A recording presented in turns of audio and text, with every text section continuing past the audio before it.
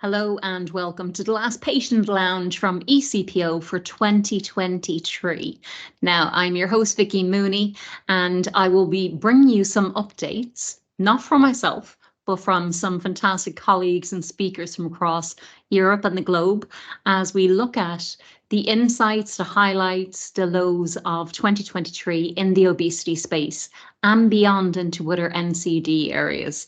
Now, on screen, you will be able to see who our speakers are for this lounge, so you can sit back, relax, and hear what they have to say. But first, I want to kick off this last lounge with our chair of the board of directors, Ken Clare, who is a superhero in my eyes, a marvelous human being, a friend, a dear colleague, and let's hear what Ken's highs, lows, and his insights were for 2023 and going forward. Welcome, Ken, our chair of our board of directors, my mentor, and pretty much marvelous Liverpudlian is, I think, how you pronounce it. We're coming to the end of the year, Ken, and it's great to have you as our first speaker in the patient lounge to tell us pretty much, what's the highlights been for you as chair of the board of ECPO? Vicky, it's great to be here tonight. It's lovely to looking back on 2023 and some of the fantastic things we've achieved. It's really hard to make a short list, but number one for me has got to be Dublin, the European Congress on Obesity. We had more patient advocates present than we've ever had before. We had lots of people, delegates in the conference coming up to us saying they were amazed with how we'd taken over the conference. We had big banners and images all over the place. It just seemed we had patient advocates everywhere. And I think we've set ourselves a really high bar for the future. It was a fantastic event. Yeah, I think we have. I really think we have. And I think one of the comments as well from the staff actually that walked around the building, security staff and their staff members, said that they stopped and read the stories that were attached to the banners and they understood obesity more because of that. So I would agree with you. That's definitely a highlight. But it's been busy, hasn't it? It's been a busy year. Yeah, we're always busy. And I think that this year we've continued to build on things. And I know that there was a fantastic training event held in Budapest. I was sorry I couldn't be there in person, but I think somehow with technology made it that I could beam into the meeting. And it was the feedback that's come back from some of the new advocates that we've had, because that's really what excites me, is that we've got new people coming into the organization, new countries. You've done a fantastic job, and I really want to say that and put it on record. And the executive team, we've had new board members, and that's been fantastic. I won't name them now. Everyone will find out a lot more about our new board members.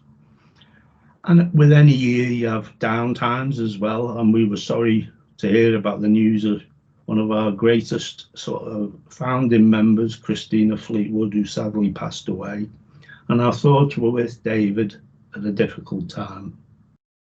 Also from the board, Audrey Roberts, who's been a patient advocate for as long as I can remember. She stood down to spend a lot more time with her family, and the main member of her family, who many of us know as Blizzard the dog. So we wish Audrey well and say thank you for all she's done. Absolutely. I think when you look back at your time as an advocate, there's various people that, and actually at the beginning I called you my mentor because I see you as that, and there's various people that are like that.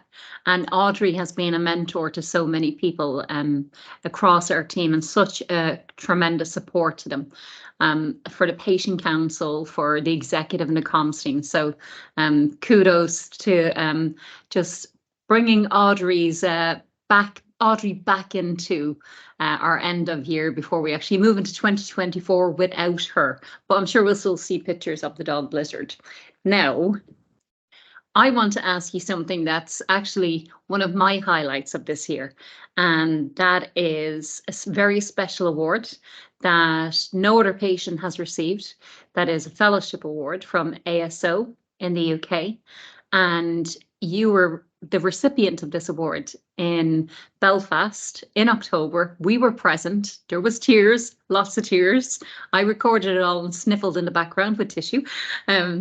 Ken, tell us a bit more about this, because I think it's important for other advocates and people at home to understand just what this means, because it's such a prestigious award.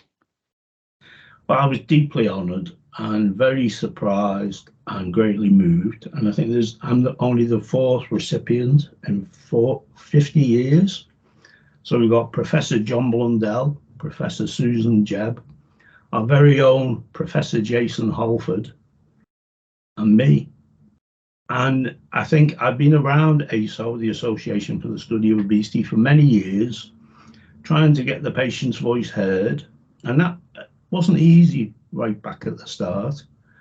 But you've been to the two last conferences in Lancaster and Belfast, and there were, again, the patient's voice was everywhere. And that to me is the success. I was also lucky in that they chose to name an award after me, which I found was very strange. The Ken Clare Award for Patient and Public Involvement and Engagement.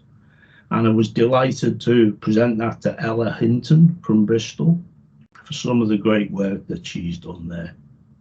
She's done tremendous work, and actually it was through Ella that we found one of our youths, Reese Tucker, who has been Courtney Tucker, who's been just tremendous with Constantine and the U team, and there's more in their podcast coming for next year as well, and some exciting news there for us for 2024. But just before I let you go, because I know things are a little bit, and I've said this to everybody I've spoken to, it's a bit manic trying to wrap up this week, right? I'm grabbing people for like 5 and 10 minutes here for video recordings, but what are you looking forward to for 2024? I know we have loads of events going on, but what are you looking forward to personally for 2024? I think for me, the thing that I'm really looking forward to for the next year is about putting people living with obesity at the front and centre of all the activities. So about the research and about the education and training, and also carrying on the excellent work that you and your team have started with training our new advocates. And I'm really looking forward to that. Do you know, that actually gets me very excited, because I'm going to be talking to Marco, president of ELPA, and he joined us at the training. And I think just looking at the crossover between obesity and so many other disease areas, for me, is exciting for next year, that we can actually delve into that and educate people and help them to understand. So that's a highlight for me as well. But having new advocates, having new thoughts and ideas and stories and experiences, different countries, you know, listening to gentlemen from Lithuania that we've never met before, you know, and helping them has just been a highlight, as you say. So on that note, Ken, I will say have an absolutely wonderful holiday period. Please take a break, enjoy it. I hope you wear a Santa Claus hat, and a happy and healthy new year to you and your wife, Jean. And to you and yours, Vicky, and everybody watching tonight. Thank you very much. And you're very welcome back. And a big thank you to Ken Clare, who is the chair of our board, who is a director within Obesity UK, who wears many, many hats. And a huge thank you to him for his time, his insights, his highlights, and his kind words. Now, I'm going to jump across to, unfortunately, Carlos from Portugal, who is our vice chair of the board of directors and president of Adexo in Portugal. He was unavailable due to a lot of duties. However, he did leave us a video message on the positive news that has just recently come out of Portugal, which is quite exciting. So let's have a listen to what Carlos had to share with us for a few moments. Hello, how are you? I hope all of you are very well. In Portugal we had a little Christmas gift. the Secretary of State for Health Promotion issued an order determining the creation of multidisciplinary obesity consultations in the primary health centers. Consultations must have a GP, a psychologist, a nutritionist, and a physiatrist. In Portugal, we no longer have hospitals and health centers, and now we have local health units that integrate hospitals and health centers in the region, but with only one administration, which means greater integration and availability of service provided in that region. Thus, hospitals that were surgical treatment centers for obesity now support treatment centers with multidisciplinary consultations. It is the beginning of a new path that we hope will be a breakthrough in the treatment of obesity in this country.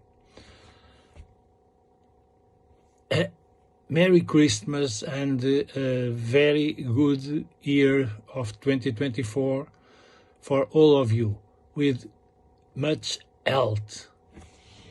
You're very welcome back, and a huge thank you to Carlos for sharing the really positive news on the integrated care model into what we see as local health units, primary care. It's all acceleration and action, and it's exactly what we need to see on national levels. Now, speaking of acceleration and action, and when it comes to the obesity space, WHO have been rather busy on the acceleration plan, and I was lucky enough to steal Francesco Branca away for a few moments for a quick interview on his highlights, his work, WHO's work in 2023, and what he looks forward to in 2024. Hello and welcome, Francesco from WHO. Francesco Branca, you have been tremendous to us as a patient community this year in 2023. You've included us, you've worked with us, you've listened to us.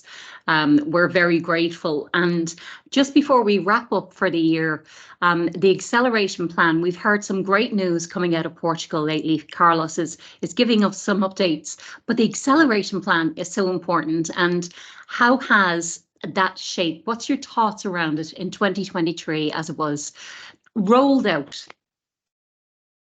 No, thank you. And first of all, let me say that the partnership with the patient community has been absolutely tremendous and fundamental actually to shape the way we've been working.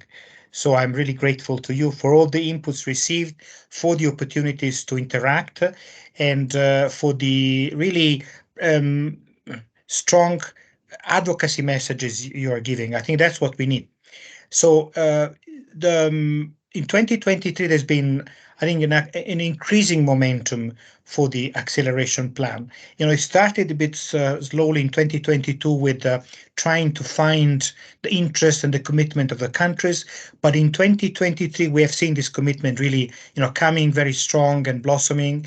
And we have had basically all the countries developing a concrete plan for their actions.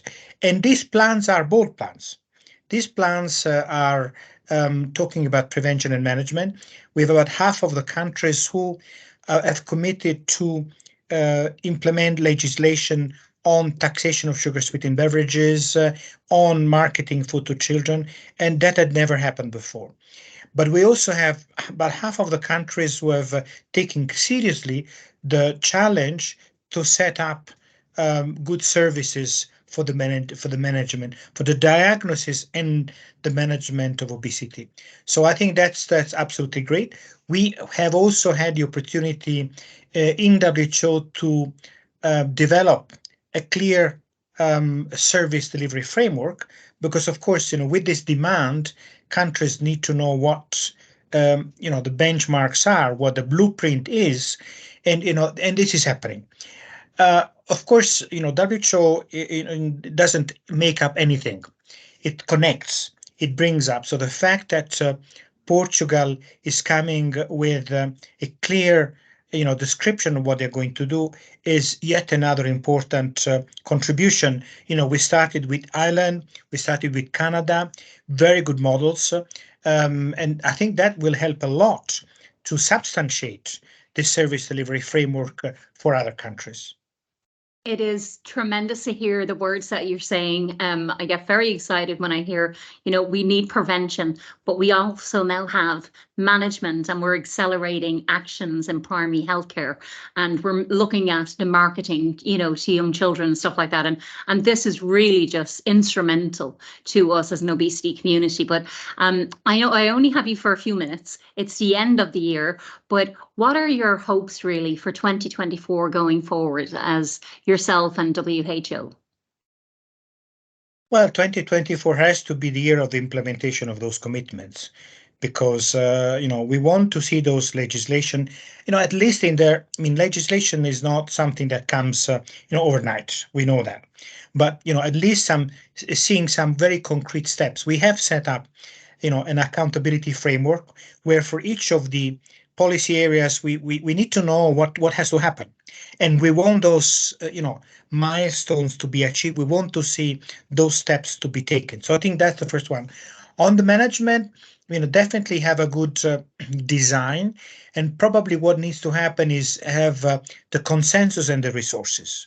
Consensus because, there's will need to be a lot of investment in the medical community, in the nursing community, because this is not only about designing a system, it's actually a big cultural revolution, and that's what I've learned from you.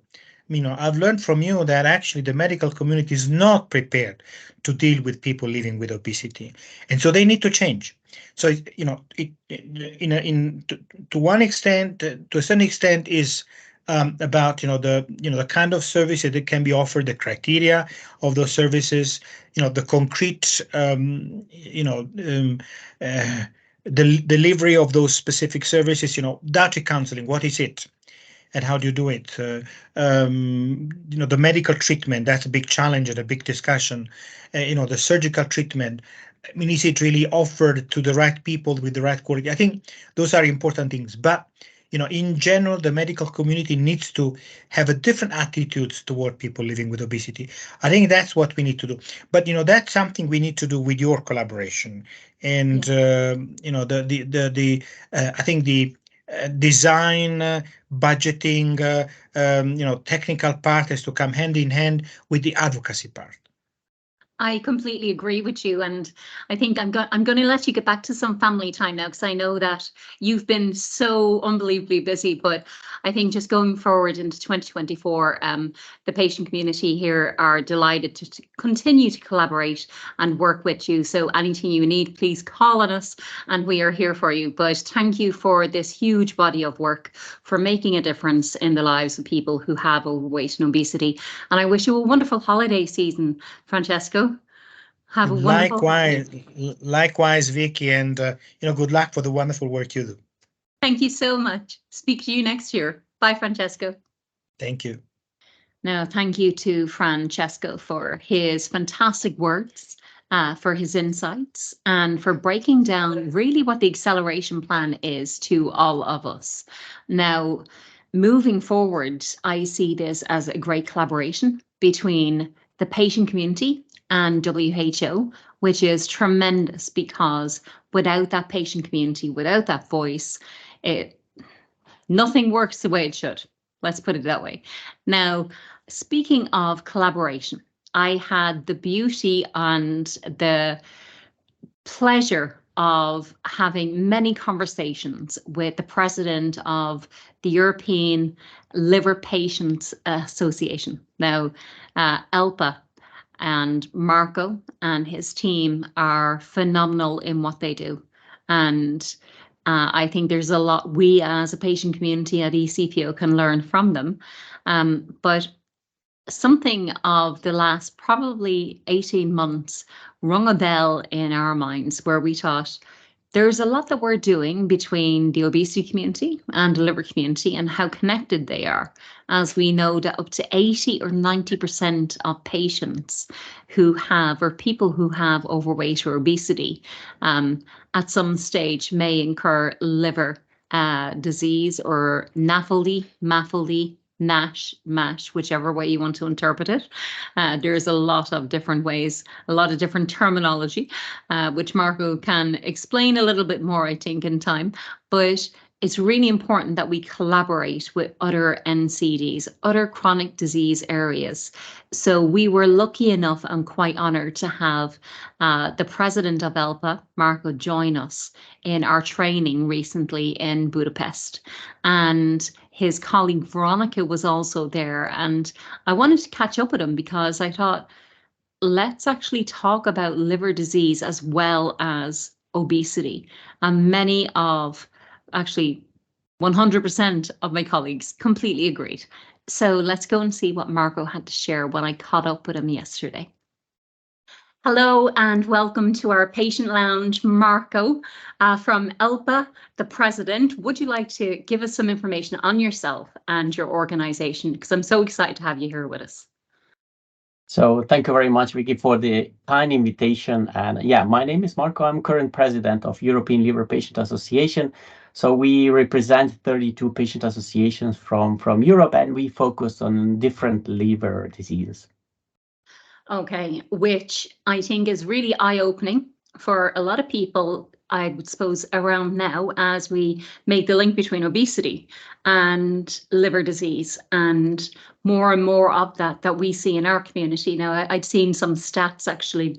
We had you in Budapest, actually, going back to a couple of weeks ago, and it was tremendous to have you and Veronica there as ELPA representatives, because one of the slides that I had seen absolutely shocked me when it said about MAFLD or NAFLD, depending on which way people would like to call it.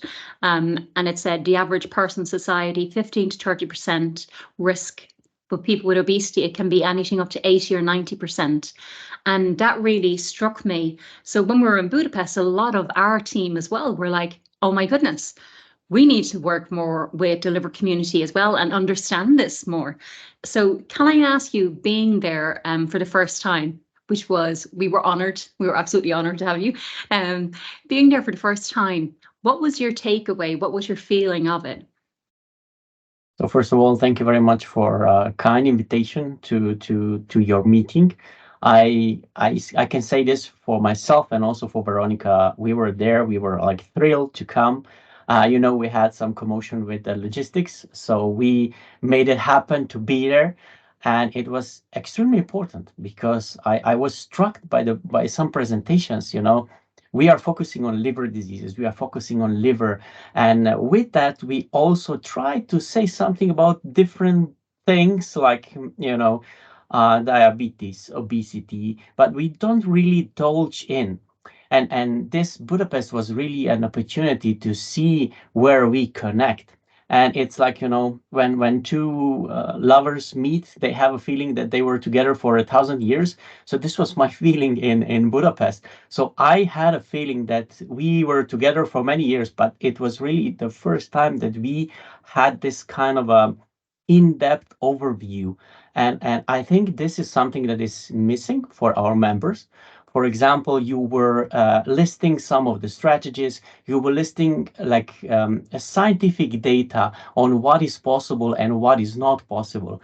And when we were listening to this, it was clear as a day that we have some information that is missing. And this information could be really, really provided by you guys. And together, I think we can do better advocacy work, because I usually say that we work in small silos. You are focusing on your thing. But now it would be really great if for the year that will come, that we try to explore some options how to work better together, because we have a common topic, and that is MAFLD, NAFLD, MAF. So the problem with terminology is there. So the doctors are fighting or trying to find a better way to say it. but the problem remains. So people do have problems with that, and we need to tackle that, address that. We try to make it happen in regards. So we put a van in front of the European Parliament, and we just showed the decision makers how easy it is to do a test that is non-aggressive, and you have a 5 minutes test, and you have like overview of what is happening with your liver.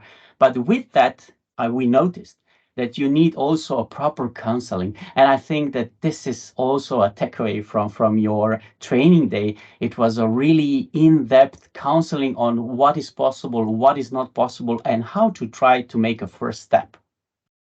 It really shows the crossover between our communities. And we've been working separately, as you said, for so long, but it just all connected the dots for me when we spoke and when I heard feedback from others who you had conversations with Veronica at the training, and they were like, we need to do more together. You know, together we are stronger. If we're addressing obesity, we may be helping to prevent some liver diseases. So we may be helping your patients, you're helping us to learn as well, because it's such an important area for us. But I just think as I let you go back to the craziness of finishing up for 2023, just for next year, what can our community in the obesity space actually do to support you? I know you guys have some things coming up early next year, so we can go online, we'll share your website and that, but how can we actually give some support to you, Marco? So thank you for the question. So I think the great thing would be to, at the beginning of the year, try to like shake the decision makers, because the next year will be a very important year. We will have elections to the European Parliament. So at the beginning of the year, we can show everybody that is still in the Parliament what can be done in the future. And then in the late months of the year, we can go to the people that will be re-elected and also new people, and try to show them what we agreed and what can be done. So the first thing would be in February, we will have a very nice policy event in European Parliament prior to parliamentarians going to their home countries. And then, of course, every year we have the NAFLD and NASH month. So it started with a day, but then we noticed that a day is really, what is a day in a year? If you have people with problems or patients with some kind of the disease, it's there 24 hours a day. It's not just a day in a year. So we just expanded it to a month. So in June, we will have several activities and a strong social media presence in regards of amplifying messages about how to take care of your liver and everything that you drink, eat, and every different points that are affecting NAFLD and NASH. And of course, at the end of the year, in October, I would be super happy if we can find a way how we can collaborate together and just do this project again. So in regards of showing general public how easy it is to do a small scale in regards of how much time you need to convey to do that testing. But really easy to do testing of the health of your liver, and then with that some consulting for the general public in regards how to live better. So there's a lot of activity going on, and there's a lot of ways to support on social media as well. So we'll make sure that we're sharing on screen as well your information for ELPA, so people can go and find the correct information. But something just before I let you go that you mentioned there that is so important, because I had thought about which way do I say, is it happy holidays or season's greetings to everybody, and then a healthy new year? And you've said health a number of times. And in the obesity space, that's exactly what we're striving towards. It is better health for everybody. So for our community and from our community to your community in ELPA, I wish you a wonderful season of joy and break, a good rest, Marco, for you and your team, and a very healthy 2024. Thank you. Thank you very much. The same to you. I could not said it better. So I'm just repeating everything that you said. Also for you, your communities, families, And one thing that I notice in Budapest, and I think it's important for the year to come, so face-to-face meetings have become something special after the COVID era. So maybe let's try to think how to do a face-to-face meeting between our members, just to sit down and talk to each other. I think that is super important. It is vital. It really is. And it's sharing knowledge. We have a shared responsibility. So yes, let's make it happen. We can make it happen, Marco. And I will see you in 2024. Thank you so much. Thank you very much. Bye-bye. A huge thank you to our colleagues in ELPA, especially Marco and Veronica and the team, because collaboration is so vital, because we do know that obesity is a gateway or an opening door to so many other chronic diseases. So it's great that we can collaborate. And now that we've agreed it actually on this interview, looking forward to 2024 and what we can actually achieve together. Now, speaking of collaboration, one thing that popped up in our emails this year, which was a little intimidating, I think, as a patient community, was EU Horizon, which is an EU Commission project on Health for Life. There's many of them that are funded. And if I can pronounce his name correctly without saying it wrong, it would be really, really great. Jeroen had actually invited us from Amsterdam University to be a patient community with a patient voice as a tool to be a part of a project which is called OBCT. Now it will run for 5 years, and as our very first EU research project that we're officially engaged in, it was a bit intimidating. And I have to say, a lot of the terminology, a lot of the language used from epidemiologists and endocrinologists, and that can be a bit overwhelming. So I asked Jeroen to actually join us just for a few moments to give us some insight. What is this project? It is prevention, but why is it so important? Why are the patient community there? So let's have a listen to what he had to share with us. And please don't get lost in the language like I did. Well, welcome to one of my favorite people on the OBCT project, because you are running this project. Now I'm going to say Jeroen, because if I try to say Jeroen, I might get it wrong. But it's okay. It's lovely to have you here on our last patient lounge of the year, because it's important for our audience to understand what we do as a community and why on earth would ECPO or patients be involved in your work. So first of all, please introduce yourself and tell us what you do on a daily basis. Thank you, Vicky, and great to be on this patient lounge. I'm Jeroen Lakerveld. I am an epidemiologist, public health researcher. I work in Amsterdam University Medical Centers. I have a small but ambitious research group. We do our research focuses on environmental determinants of lifestyle behaviors and chronic disease outcomes, such as obesity. So built environment characteristics in our neighborhoods that may be more obesogenic or not. And then lifestyle behaviors, physical activity, sedentary behavior, dietary behaviors, and how that may influence downstream overweight, obesity, cardiovascular disease risk, and diabetes risk. You came to us as a patient community. I did have the fear a little bit, because when I read your proposal, I was overwhelmed with the terminology, and even at the meetings, we've got so many famous epidemiologists. It's a lingo it is like another language that we developed. Yeah. And you're like, I'm sitting there back and forth. It's like ping pong. And I'm like, okay, so why are the patient community here? First of all, actually, what is this project? What is it actually in 5 years' time going to do, we think? Yeah, so OBCT is a European Commission funded project.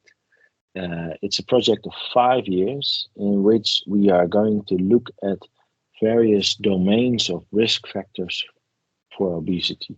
So people living with obesity, it can be because of genetics, sociocultural factors, environmental factors, or a combination of those. So there's a lot of like biological, sociocultural, environmental factors that can be involved, and we need to understand it better because not for everyone it's the same. Moreover, there is a socio-economic position difference. There's inequalities in overweight, obesity, and we are going to try and find out more why that is really for one different than for the other, and also try to do something about it, to map it over Europe. One thing is to generate knowledge. The other thing is to map what the obesogenic environments are in Europe, and also the trends in overweight, obesity across all countries in Europe. And the other thing is to develop tools to reduce inequality, to give those who work, health professionals, more tools to be able to help in preventing, especially obesity. So the project is mostly about prevention, really. Yeah.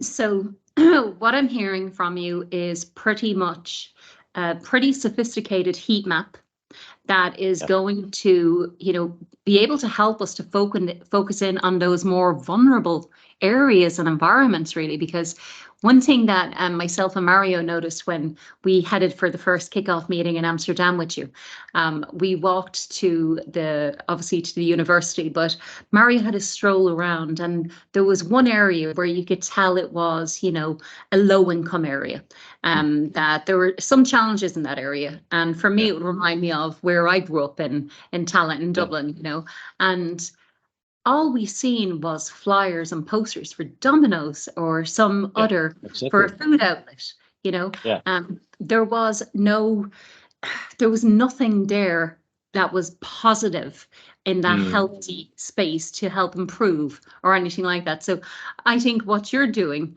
is instrumental, because as a patient community, we often say, from government, we hear prevention. We're done with prevention. We need treatment and management.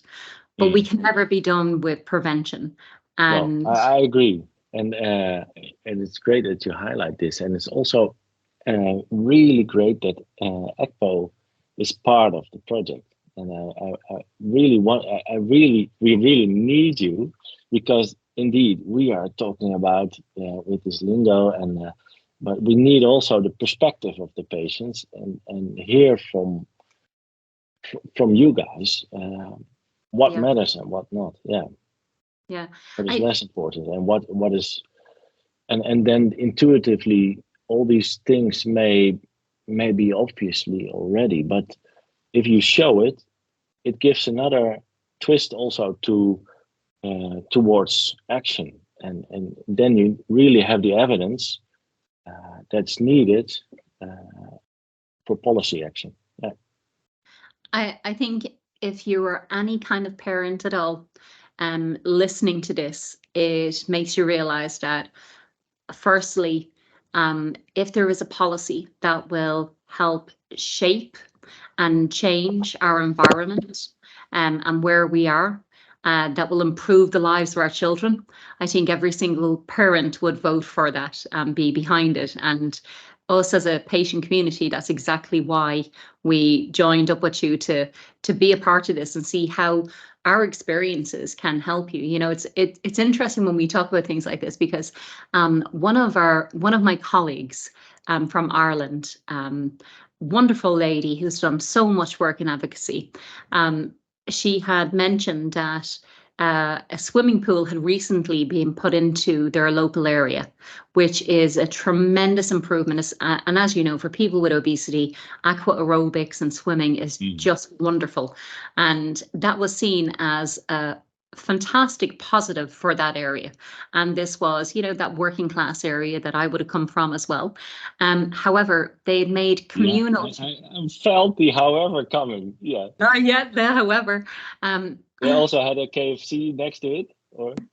No, they had communal changing rooms So somebody with a BMI of Right. 40, 45, 50, even myself when I was reaching 200 kilos almost at my heaviest weight, there is no way I would change in front of young children, and that became a barrier then. Yeah. So it's not listening to the patient means that you're trying to do something positive, but now you've gone backwards in helping them. Yeah. Good point.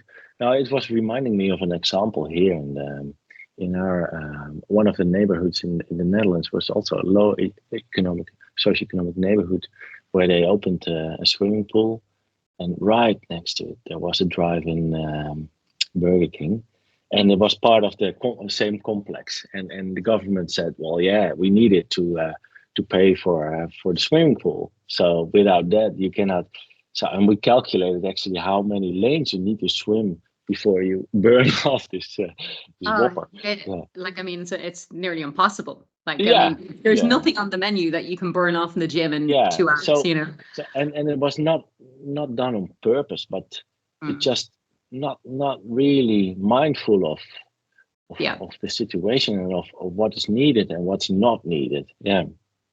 So effectively, we hope that in 5 years' time, you and I will have another one of these lounges, and we'll have some tools, we'll have some policies, we'll have some strategy, and we'll have something that we really, really hope will be beneficial to prevention of obesity across Europe. Yeah, certainly. We are already working on it. We're there. We are there.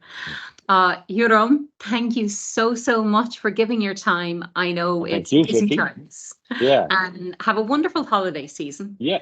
Same to you. Wonderful holidays and happy New Year. I will see you in 2024 somewhere. Absolutely. Okay. Thank you, Jeroen. Bye-bye. Welcome back. Well, there you have it. Quite an interesting project. It is on prevention. However, there's a lot of work, as we heard from Francesco from WHO, on management, treatment, and who else is better to kind of advise us on what is taking place in that space as we move forward, not just prevention.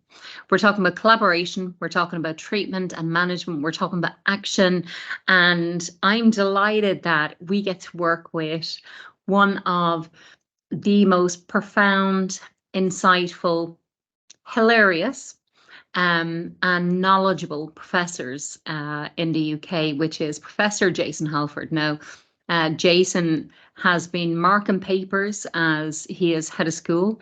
When it comes to his day job, he has been running across the globe as president of EASO.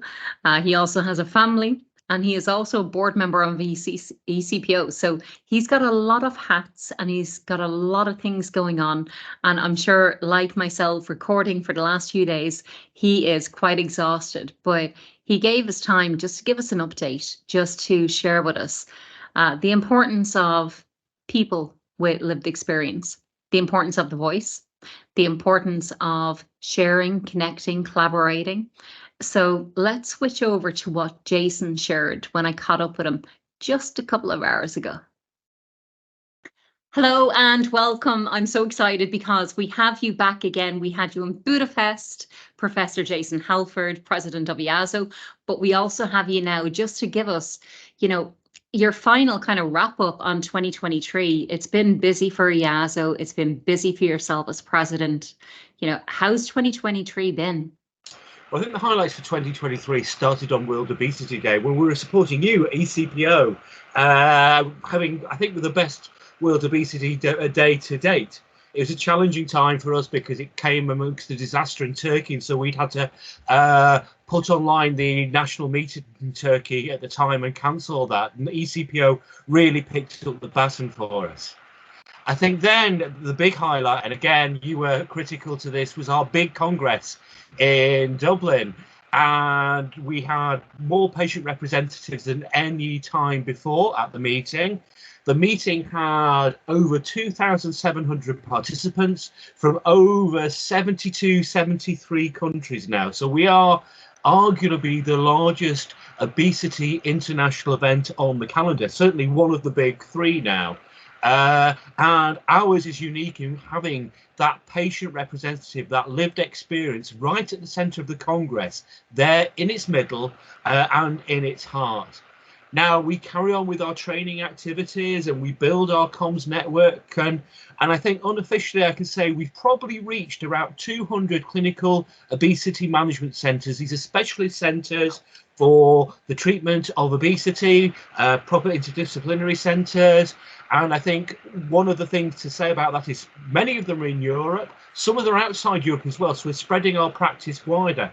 And Ireland and many of our ECPO countries have been leading with that. And so the national societies within ECPO have been working very much with these new comm centres, and we're delighted to build those links. Now, one of the things we also do is a lot of training and supporting early career networks. So this year we combined our masterclass and our early career network training event in Antalya in Turkey. And again, we had a strong ECPO presence there at the start of the training. So we always start with the patient at the beginning of the training. It sets the seal of that. And again, our masterclass attendees and our early career network members really appreciate that contact with patients and to interact with patients, and many of them are working with patients clinically, but they don't have that ability to share experience and understand the individual in front of them and their life story, and really stressing that. Because although we've made great advances in 2023 and many treatments are coming online now, which seem to be very, very effective, we can't forget that although obesity is a chronic relapsing disease with a biological basis, the personal history and personal experience is also important. That's also part of the patient's story and something which needs to be addressed in obesity management. And this is why this training is very, very important. We can get lost with all these new fancy treatments, and we really need to put them in context, and we need to understand they don't work for everybody, and we need to treat the person in front of us and not mass prescribe. Yeah.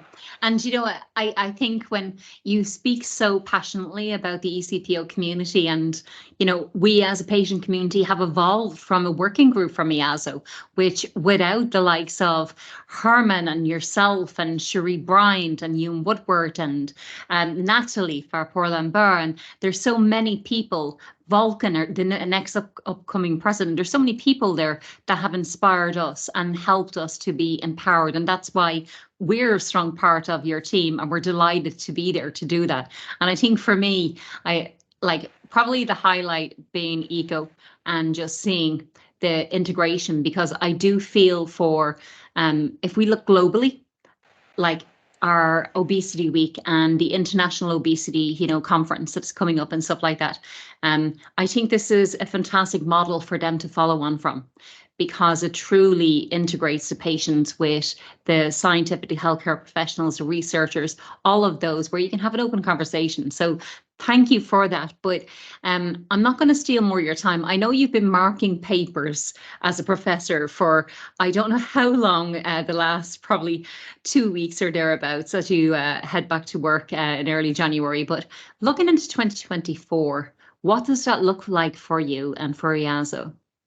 Well, I think for EASO, we have the obesity taxonomy coming out, which actually will address all the issues around the terminology used around obesity, forming an agreed language, which is respectful to the patient community as well. I think that's very, very important. We look hopefully for launching that, and to talk about the cost of inaction around obesity as well. What happens if we just stop doing things? And we should always remain alert. In the UK, we're having very long-term clinical services actually cancelled because of cost-cutting pressures, and that's leaving patients completely stranded. So we think we make advances, but sometimes we have to take a step back and advocate again. So I think there'll be a lot of action around those. I'm looking forward to more national clinical practice guidelines coming out, bringing patients, clinicians and academics in the individual countries together to develop those and then advocate for those with their policymakers.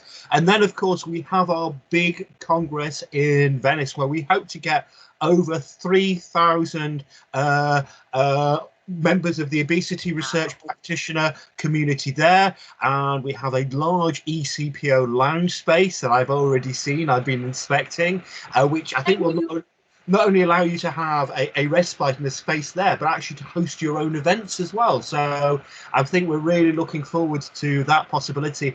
And I know our Italian patient representatives are very engaged with the meeting and looking forward to welcoming patient representatives, not just from across Europe, but from across the globe. I completely agree. And, you know, I think one thing that will resonate with our patient community is what you said there is something that people often overlook.